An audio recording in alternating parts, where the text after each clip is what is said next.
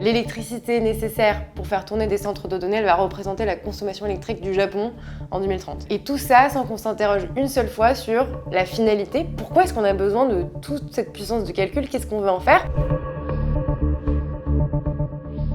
Bonjour, je m'appelle Lou et je viens vous parler avec Data for Good de comment garder la main sur les technologies tout en les mettant au service de l'intérêt général. J'avais envie de contribuer avec les compétences que j'avais à essayer d'aider plein d'organisations à aller plus loin dans leur mission. Alors, les actions concrètes de Data for Good, il y en a deux. D'un côté, c'est être une communauté de plus de 7000 experts de la tech bénévoles qui vont venir donner de leur temps pour construire des projets avec des associations qui luttent pour la justice sociale, pour l'environnement, la biodiversité et la démocratie. Donc faire des projets concrets.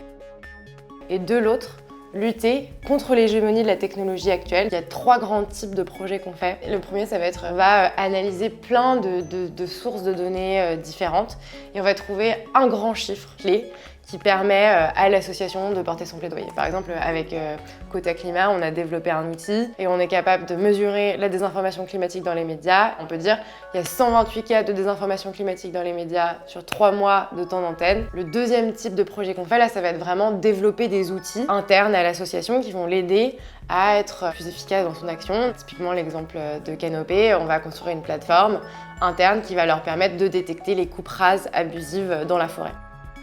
Et puis le troisième type d'outils qu'on va faire, là ça va être vraiment des plateformes qui permettent de mobiliser la société civile autour d'une thématique. Et là par exemple, on a construit une plateforme autour de l'industrie du saumon. Et donc on va raconter toute l'histoire de la surpêche. Et donc tous ces projets qu'on porte, pour qu'ils prennent de l'ampleur et qu'ils soient entendus, on a besoin qu'ils soient visibilisés. Être pépite de la Fondation de France, ça veut dire avoir été sélectionné parmi tout un nombre de projets incroyables. La Fondation de France, ça a été une première fondation qui nous a fait confiance parce qu'en fait, Data for Good, ça existe depuis 2015 jusqu'à fin 2024. On était tous 100% bénévoles, donc moi j'avais un autre travail à côté, je faisais ça le matin, le soir, le midi. Et quand on a voulu changer d'échelle pour avoir plus d'impact, c'est en partie grâce à la Fondation de France qu'on a pu faire ça, donc ça a tout changé pour nous.